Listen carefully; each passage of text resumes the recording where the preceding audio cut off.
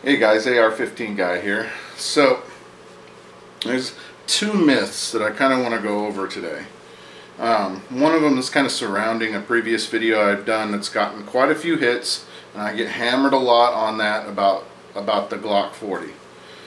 Now, there's kind of two things I was pointing out in that video. One is there was somebody out there on YouTube who was putting out misinformation about 9mm, 45, and 40, saying that he only shoots 9mm and 45 because they're low pressure cases. I already dispelled that myth. 9mm is a high pressure case. When you add plus P, 9mm is actually higher than 40. Internal pressures inside the case when it goes bang. So I already cleared that up. That's not even a debatable fact. I can pull up every reloading manual. I can pull up all the data that shows that. So that's not a debatable fact. Getting hit a little bit on that, but anybody who knows anything about reloading and whatnot knows better. The other thing that I'm getting hit on is about the 40 and how all these people have used the 40 and it's reliable and law enforcement uses it and it's the most trusted gun. Alright.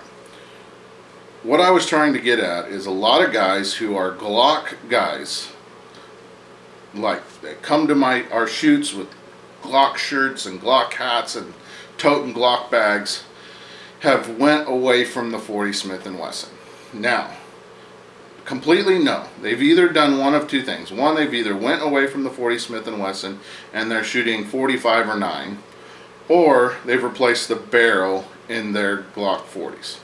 Now, the reason that is, versus somebody in law enforcement or somebody who's concealed carrying, those guys are putting anywhere from 1,000 to 2,000, 3,000 rounds through their guns a month, versus a law enforcement officer who's putting 150, maybe 200 rounds every other month or every 3 months, whatever it is. So, so there is a big difference.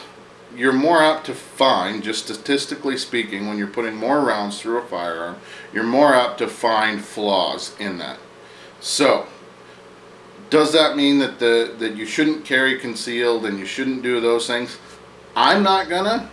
I'm just not a huge Glock fan, and I kind of like 9mm better for concealed carry. Just my preference, and that hasn't always been the case. I've carried 40s all the way up. I'm just now carrying my first 9mm. So, and I've been carrying for 12 years. So, based on those facts, that's the reason I put that video out. Die-hard Glock guys that are in competition are either not shooting 40 or they have replaced the barrel and shooting a fully supported barrel. That's just the fact of it.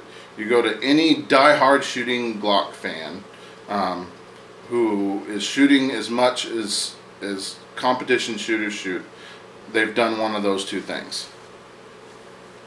Now, the other part of it is I'm tired of getting pummeled by people saying, well, law enforcement chooses the Glock 40. It's the most carried firearm by law enforcement, therefore it is the most reliable. And that's bullcrap.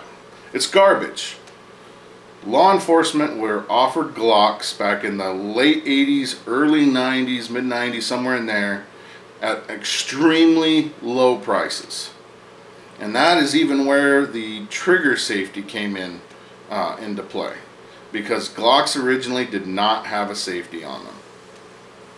Now, when law enforcement took over, they wanted some sort of external safety. They put the trigger safety on there. And they put like some of those guys were carrying like 9-pound trigger pulls. I mean, it was ridiculous. So it had nothing to do with how Glock had proven themselves. It had to do with cost. It had to do with money. They moved over to Glock because Glock offered law enforcement officers a huge discount, and they were able to pick up those firearms for super cheap. So this thought that because cops carry Glocks, they're the most safest and best gun ever is garbage. I know several law enforcement officers, and out of those, I would say about half of them, it's probably not even the case across the way, but about half of them carry something other than a Glock, whether it's an XD or even a 1911 or SIG or whatever. It's a lot of cops carry what they are most comfortable with, and oftentimes what they're most comfortable with is what their buddy next to them has. So to say that because Glock is, you know, the most carried by law enforcement, Glock 40 is the most carried by law enforcement. I don't even just say Glock, but Glock 40 is the most carried by law enforcement, therefore it is ridiculous. And you better do your fact checks. Law enforcement officers as a whole do not shoot half as much as competition shooters and true shooters shoot. Half as much.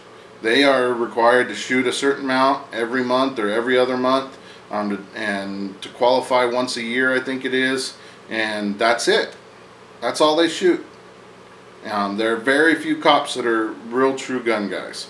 So anyway, guys, like I said, you guys can pummel me, hammer me, tell me I'm wrong, but I mean, I've got experience within the law enforcement community, and I know a lot of guys that are good shooters that are in law enforcement and shoot competitively.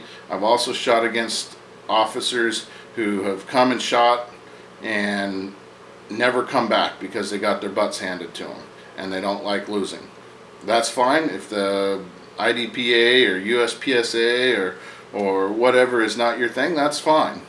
But don't try to make cops out to be the bar, the standard, because that's not always the case. That's almost rarely ever the case.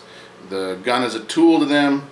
It's there to protect themselves, but it's not something that they do regularly for fun. So anyway, guys, thanks for watching. Have a great night.